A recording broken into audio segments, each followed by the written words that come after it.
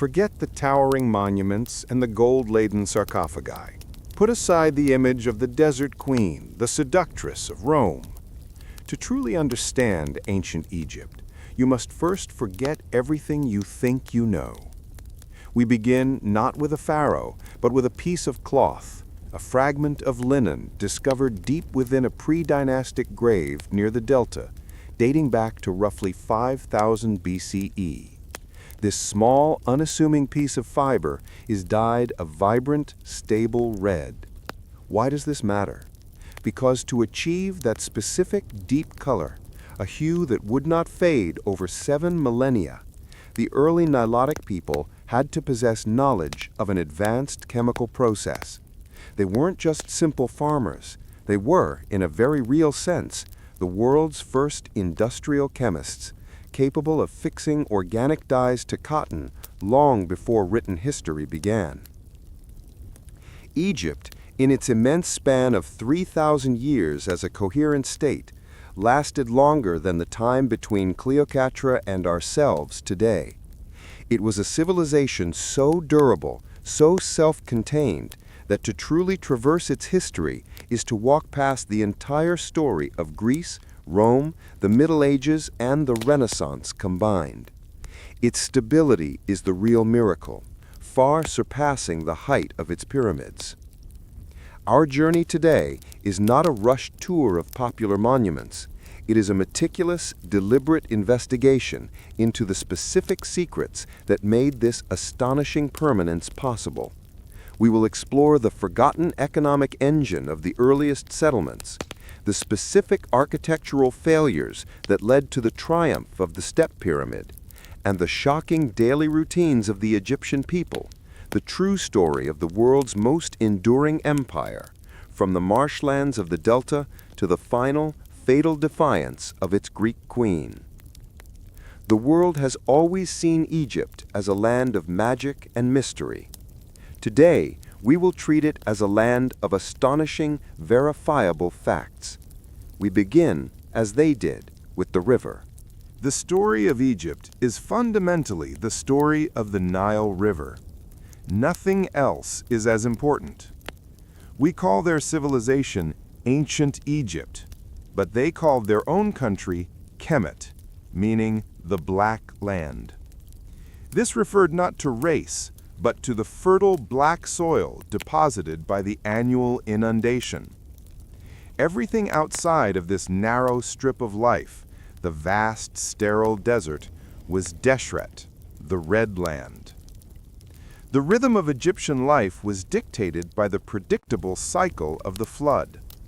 Every year, almost without fail, the river would swell in July and August, covering the valley and depositing fresh silt. The ancient Egyptians knew exactly when the flood would arrive and exactly when it would recede, leaving behind perfectly watered, fertile ground ready for planting. This annual, reliable miracle did two vital things. It removed the concept of scarcity. While famines did occur during periods of low flood, the fundamental guarantee of renewal allowed the population to shift focus from mere survival to centralized organization and monumental construction. It formed their religious and philosophical core. The predictable cycle of death, the sun setting, the flood receding, and guaranteed rebirth, the sun rising, the flood returning, created their deep, abiding belief in permanence and the afterlife. Before the pharaoh, there were two distinct regions: Upper Egypt, the long, thin valley to the south, and Lower Egypt, the wide, fan-shaped delta to the north. These two regions developed separately, each with its own customs, gods, and even burial traditions. Their unification around 3100 BCE marks the start of the early dynastic period. The man credited with this feat is often known as King Menes, but the archaeological evidence points strongly to the historical figure Narmer. The most crucial piece of evidence is the Narmer palette, a shield-shaped slab of carved siltstone, This is not just a piece of art. It is a political declaration and a piece of propaganda. On one side, Narmer wears the white crown of Upper Egypt and is shown subjugating an enemy. On the reverse, he wears the red crown of Lower Egypt. It is a visual testament to the military and administrative synthesis of the two disparate cultures under a single ruler. This new, unified kingdom was governed from a central hub called Memphis, a name which means the White Walls. With unification, the essential Egyptian worldview was established, Ma'at. This is the most critical concept for us to grasp. Ma'at is not a god or a law. It is the fundamental principle of cosmic order, harmony, balance, and justice. The pharaoh was not merely a king. He was a living god, the son of the sun god Ra, and his primary duty was to maintain Ma'at against the forces of chaos, Isfet. For the common Egyptian, this meant the Nile would flood reliably, the government would be stable, the sun would rise, their efforts would be rewarded. The pharaoh was the hinge upon which all of this rested. This belief system, established in the earliest dynasties, is the reason ancient Egypt survived for so long. It discouraged revolution, demanded strict adherence to tradition, and prized the static, eternal nature of the world over change or innovation. This philosophy is the foundation of the Old Kingdom. When we think of pyramids, we immediately picture the massive, smooth-sided Giza structures. But the first monument of this scale was an architectural mistake, a series of brilliant, incremental blunders and corrections. In the Third Dynasty, around 2670 BCE, the pharaoh Djoser commissioned a revolutionary structure. His vizier, a man named Imhotep, is the first architect and engineer known to us by name in history. He was a polymath who was eventually deified. Before Imhotep, royal tombs were simple, flat-topped mud brick structures called mastabas. Imhotep's genius lay in his decision to build Djoser's mastaba not from mud, but from hewn limestone blocks, the first use of stone on a monumental scale.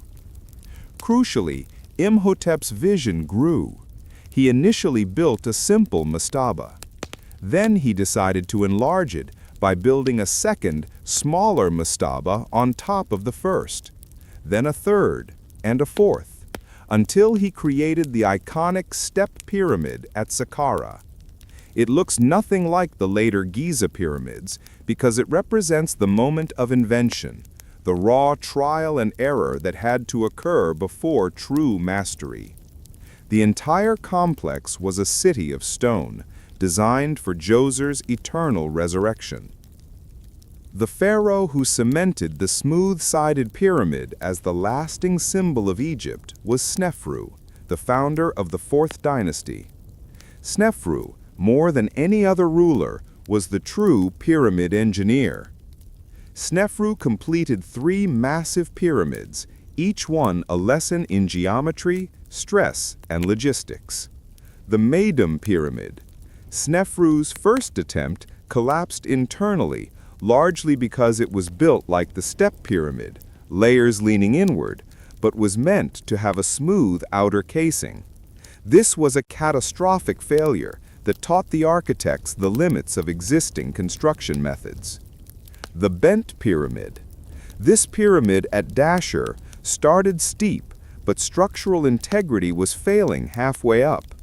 Its builders had to abruptly change the angle of the construction from 54 degrees to 43 degrees, giving it its distinct awkward shape. It is a stunning visual representation of a crisis on the construction site. The Red Pyramid. Having learned from 2 failures, Sneferu's architects finally achieved success. The Red Pyramid is the first true smooth-sided pyramid, built at a shallow, stable angle. This structure perfectly embodies the Egyptian characteristic of learning from error and achieving a lasting, eternal form. The popular image of the Giza pyramids being built by massive armies of shackled slaves is a romantic myth.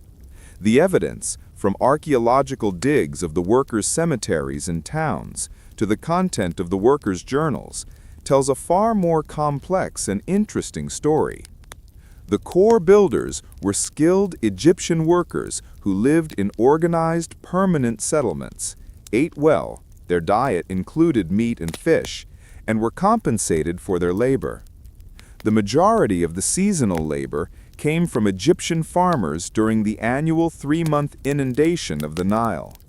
Since the fields were flooded and farming was impossible, the pharaoh drafted the populace into his great public works, essentially paying the citizenry a living stipend during the off-season.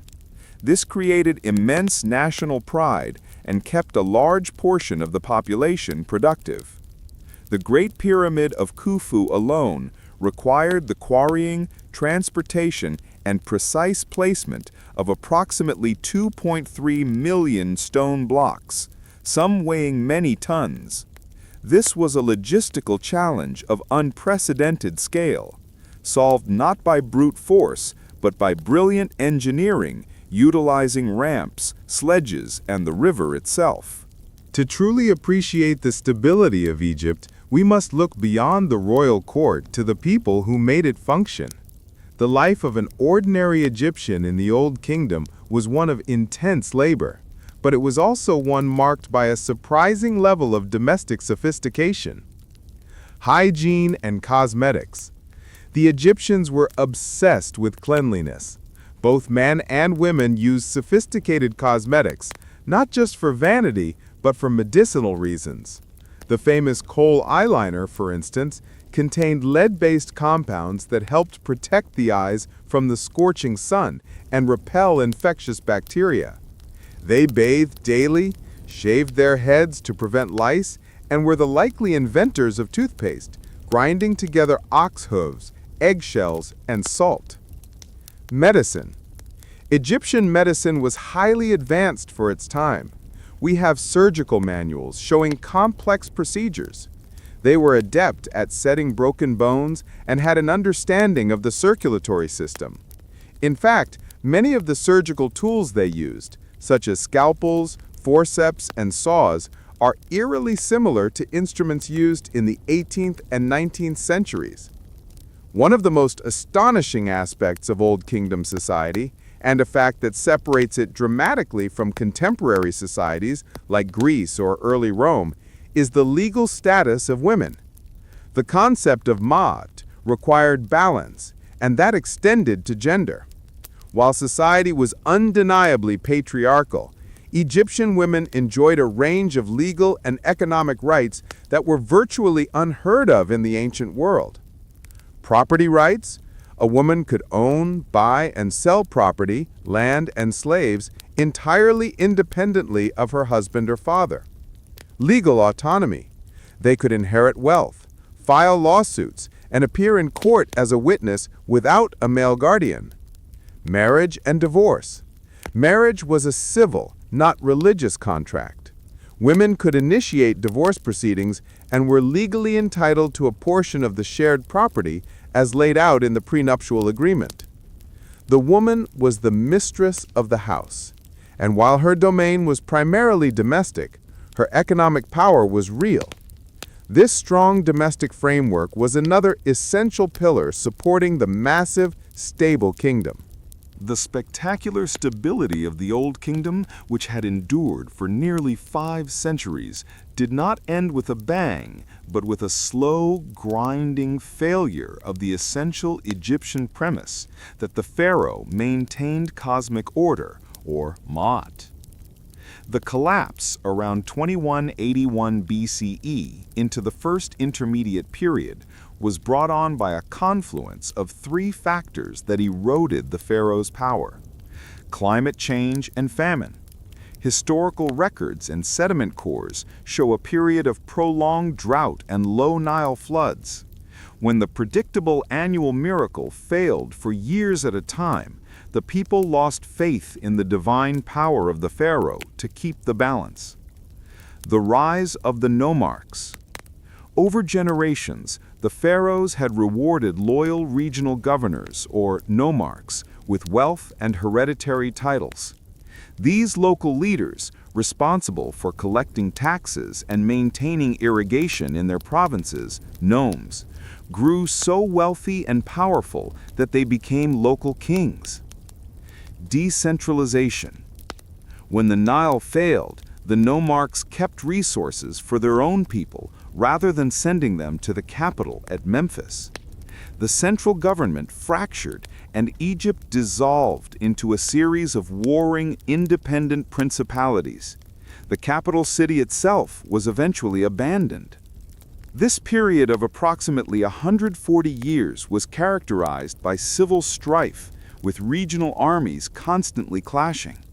For the first time, the Egyptians wrote about their trauma, producing a unique genre of literature that expressed profound anxiety and disillusionment.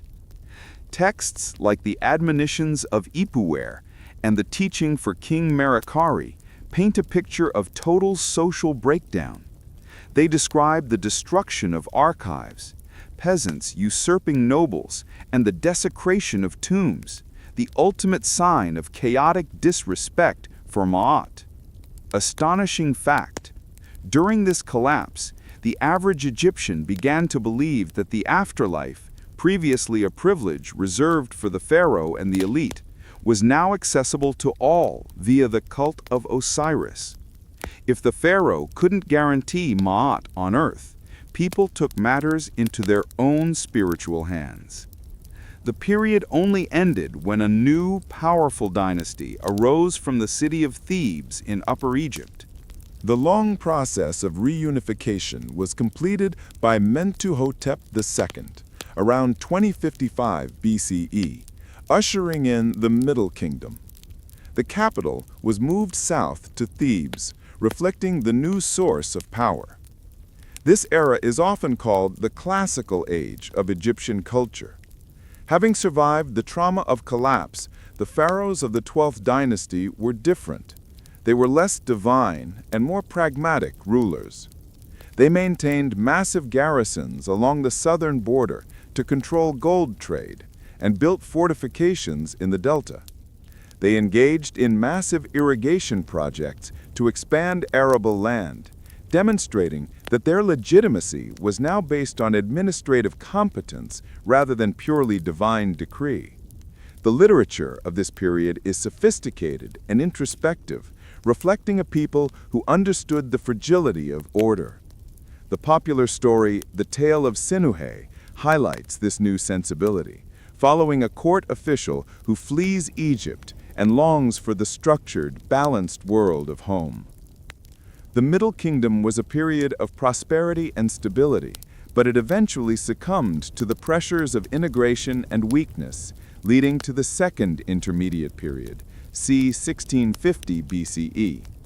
The invaders were the Hyksos, a Semitic-speaking people from the Levant who had slowly filtered into the fertile Delta region.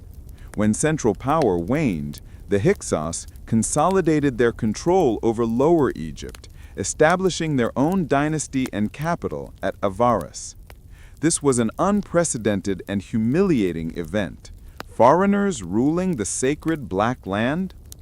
The most significant aspect of the Hyksos invasion was not their military skill, but the advanced technology they brought with them. The horse and chariot, a devastating new platform for warfare, previously unknown to the Egyptians.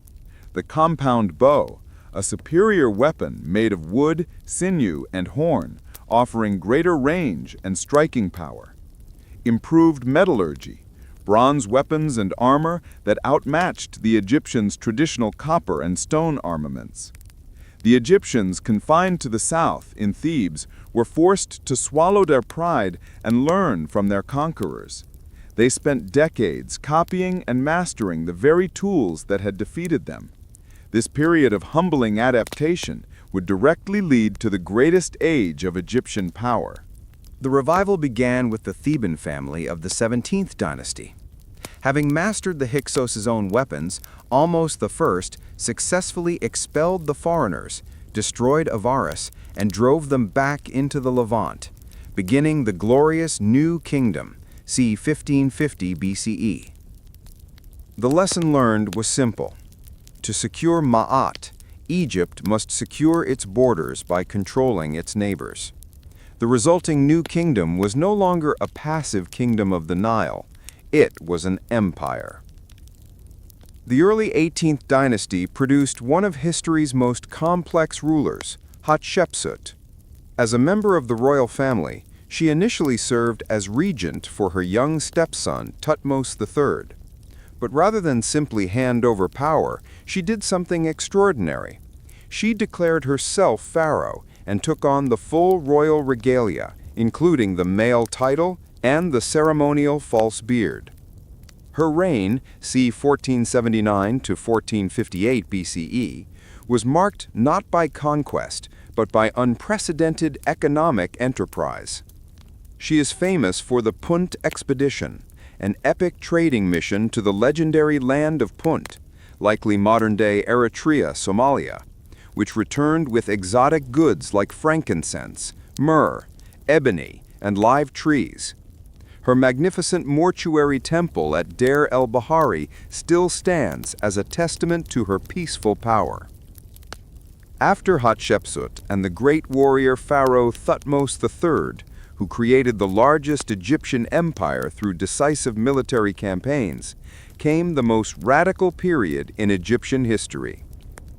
Amenhotep IV, who later renamed himself Akhenaten, c. 1353 BCE, completely shattered 3 millennia of religious tradition. He abolished the worship of the main state god, Amun, and all other Egyptian gods.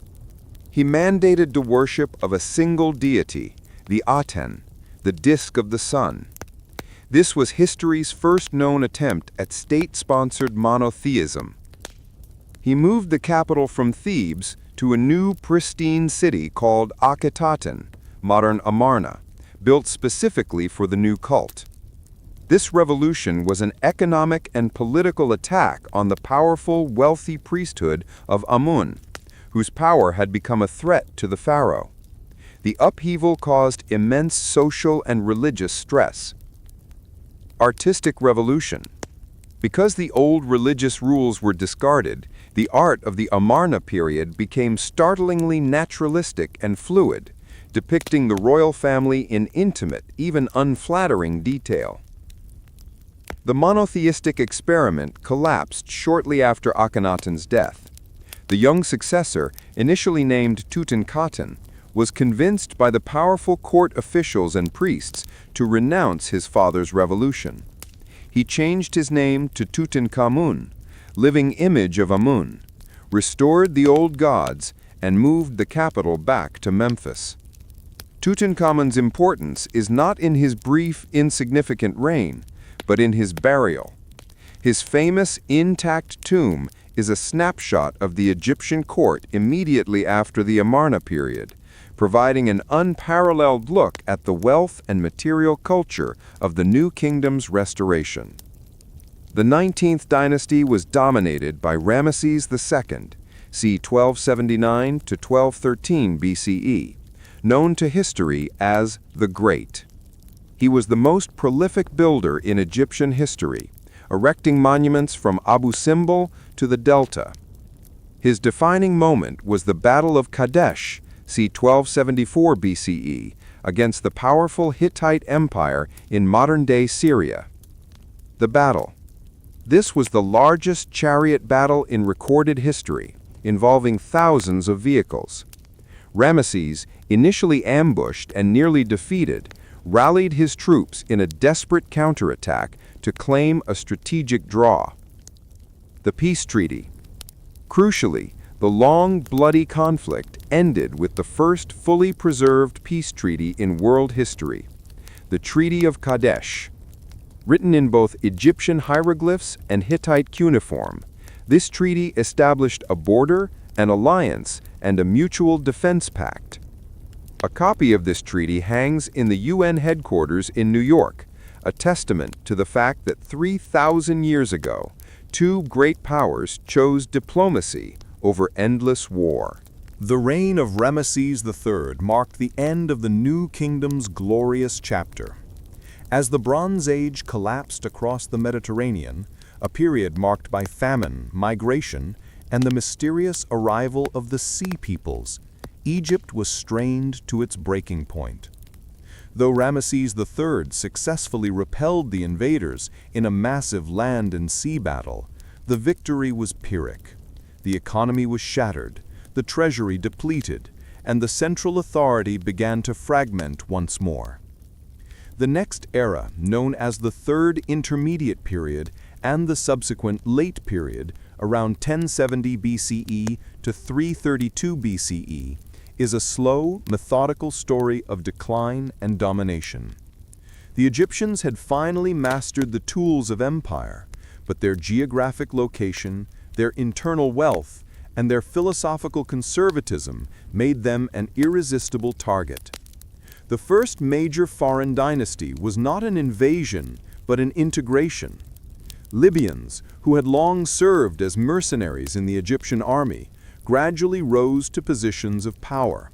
By 945 BCE, the Libyan general Shoshenq I established the 22nd dynasty, ruling from the delta city of Bubastis.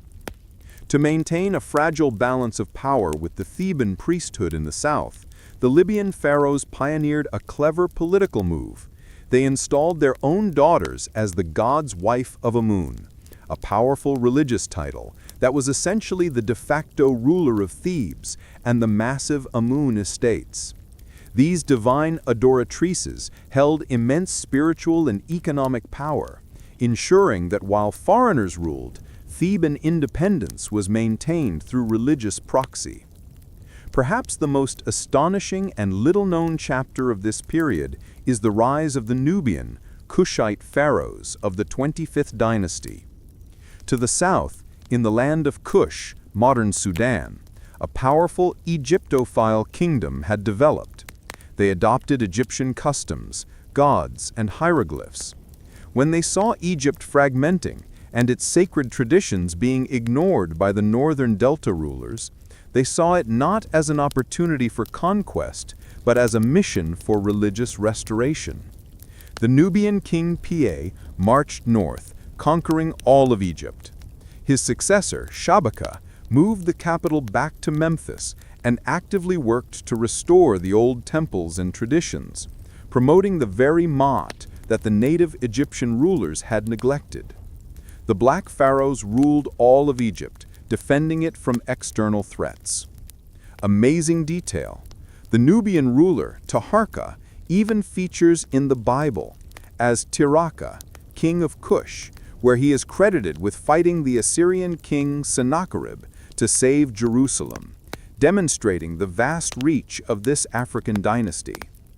The Nubian efforts, however, were insufficient to stop the next great power, the Assyrian Empire.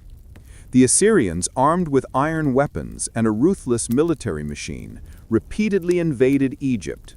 The Nubians were driven back south, and the Assyrians installed local Egyptian princes as puppet rulers. This led to a brief, final flowering of native Egyptian rule under the Saite dynasty, Dynasty 26, which attempted to emulate the glories of the Old Kingdom. This fragile independence was crushed once and for all in 525 BCE by the Achaemenid Persian Empire under Cambyses II. At the Battle of Gelusium, the Persians defeated the Egyptians and formally established the 27th dynasty, a foreign dynasty ruling Egypt as a province or satrap.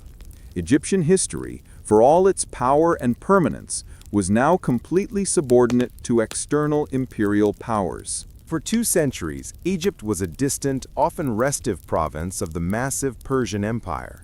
Then, in 332 BCE, everything changed in an instant. Alexander the Great of Macedon marched into Egypt after decisively defeating the Persians at the Battle of Issus. The Egyptians, weary of Persian rule, welcomed him not as a conqueror, but as a liberator, a new pharaoh sent by the gods to restore their order. Alexander recognized the profound power of this cultural embrace. He did not rule by force. He immediately sought out the traditional religious centers. The Oracle of Siwa. Alexander journeyed deep into the western desert to the Oracle of Amun at Siwa Oasis. The oracle confirmed his divine status, greeting him as the son of Amun. This single act legitimized his rule in the eyes of every Egyptian priest and peasant, securing the land without a single major uprising. Alexandria. Alexander founded a massive new city on the Mediterranean coast, Alexandria.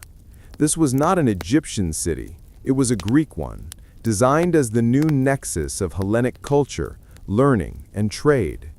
This move effectively signaled a strategic shift.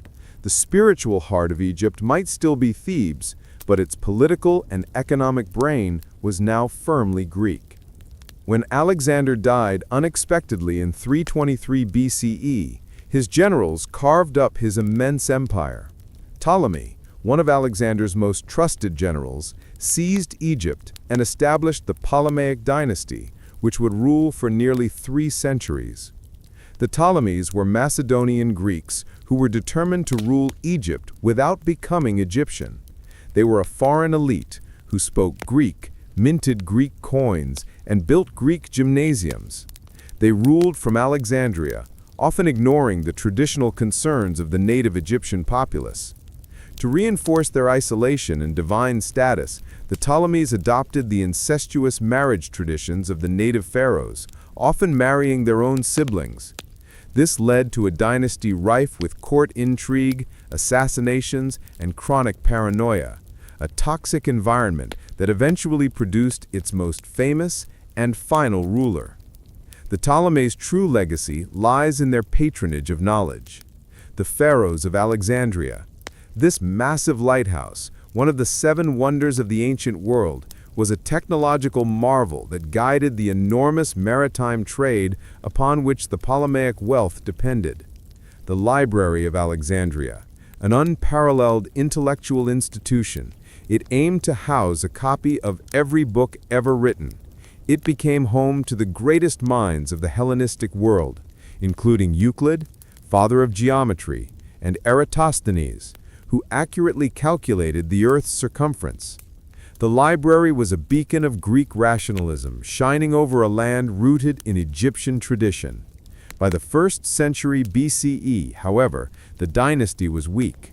The native Egyptian populace was rebellious, and the great republic in the west, Rome, was beginning its inexorable expansion.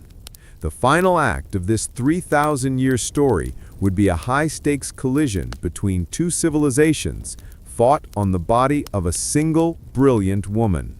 The woman was born Cleopatra VII Philopator in 69 BCE, was the final active pharaoh of Egypt. She was the last member of a vast civilization, and she understood that to survive the looming shadow of Rome, she had to play a strategic game on the world's largest political stage. Forget the Hollywood image. Cleopatra was not primarily defined by beauty. She was defined by brilliant political and linguistic acumen.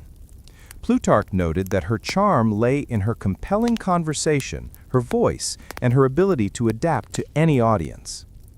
The polyglot queen. Crucially, she was the only Ptolemaic ruler in 300 years to take the time to learn the Egyptian language. She also spoke Greek, Latin, Ethiopian, and several others. This allowed her to bypass her Greek court and appeal directly to the native Egyptian priests and people, a necessity for a failing dynasty. The new Isis. She actively restored her legitimacy by styling herself as the incarnation of the goddess Isis, a move calculated to solidify the loyalty of the deeply traditional Egyptian populace. Cleopatra's relationships with Rome's most powerful figures were cold, calculated efforts to save the Egyptian kingdom, using the only currency she had left, Egypt's immense wealth and vital grain supply. Julius Caesar. After being exiled by her brother-husband, Ptolemy XIII, Cleopatra famously had herself smuggled into Caesar's chambers in a carpet. This dramatic, audacious move secured an audience with the man who held all the power. Caesar helped her crush her brother's forces, installed her as queen, and she bore him a son, Caesarion, Little Caesar. This was a powerful insurance policy. The pharaoh's son was also the son of Rome's most dominant figure. Mark Antony. Following Caesar's assassination, Rome fractured into a power struggle between his heir Octavian and his closest lieutenant, Mark Antony. Cleopatra sided with Antony. She met him in Tarsus in 41 BCE in a highly theatrical spectacle dressed as the goddess Isis on a gilded barge. Antony, who saw himself as the god Dionysus, was captivated, and a formidable political partnership and a family was forged. Antony and Cleopatra's alliance produced a new geopolitical vision, the Donations of Alexandria. In a grand ceremony, Antony gave Cleopatra and her children Roman-controlled land in the Near East. To Octavian and Rome, this was an outrage, a brazen attempt to restore the Ptolemaic Empire at Rome's expense. The stage was set for the final conflict, a massive propaganda war waged by Octavian in Rome, portraying Antony as a weak tool and Cleopatra as a dangerous foreign enemy. The climax came in 31 BCE at the Battle of Actium, a massive naval engagement off the coast of Greece. The battle was a strategic disaster for the combined forces. Though some historians still debate the exact reasons, Antony and Cleopatra's fleet was defeated, forcing them to flee back to Alexandria. The decisive moment was not a glorious clash, but an anticlimax. As Octavian's forces closed in on Alexandria, Antony's troops deserted him. Cornered, Antony committed suicide by falling on his own sword. Cleopatra, ever the strategist, attempted one last negotiation with Octavian, hoping to save her children and her dynasty. Octavian, however, intended to parade her through the streets of Rome as a trophy, sealing his own legendary status. Cleopatra, realizing her fate was sealed, committed suicide in August 30 BCE in her locked chambers. The method is famously the asp, Egyptian cobra, but the historical record is less certain, suggesting a possible poison or a small, easily concealed snake. The critical point is the message. She died on her own terms in the manner of a pharaoh, refusing to grant Rome the final humiliation. Upon her death, Octavian immediately secured the kingdom. He had Caesarion, the last claimant to the throne, the son of Julius Caesar, executed. The remaining children were taken to Rome. The Roman annexation of Egypt was complete. A civilization that had stood for 3,000 years, defined by the continuity of its kings, was now merely a Roman province ruled by a Roman governor. The final pharaoh was a Greek queen who had died by her own hand. The light of ancient Egypt was extinguished. The annexation of Egypt in 30 BCE did not mean the end of the idea of the pharaoh. For propaganda purposes, the Roman emperors, from Augustus to Trajan, continued to be depicted on Egyptian temple walls in full pharaoh regalia, making offerings to Egyptian gods. The Roman emperor was, legally, the pharaoh of Egypt for centuries after Cleopatra's death. This demonstrates the enduring power of Egyptian continuity. It swallowed even its conquerors. But the spiritual energy was gone.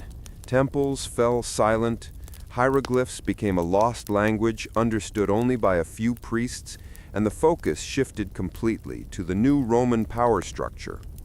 The boring details, the 3,000 years of relentless stability, were not for nothing. The Egyptians gave us more than just monuments. Their legacy is woven into the very fabric of our modern world. Mathematics, the foundations of geometry, used for land surveying and architecture. Medicine, advanced surgical practices recorded in the Edwin Smith Papyrus. Time, the very first calendar system based on 365 days, which would eventually influence the Roman calendar we use today. Technology, from the basic invention of the latch and key to dental bridges, the Egyptians solved practical problems that endured for millennia. Ancient Egypt was a land obsessed with eternity. It was so successful at this obsession that when its physical government failed, its philosophy, its art, and its image survived its own death by thousands of years. The civilization we have meticulously explored today was not an accident. It was a vast, perfectly engineered machine for permanence. And it is that stunning, impossible endurance, lasting 4 times longer than our own American history, that remains the greatest and perhaps the most important fact of ancient Egypt.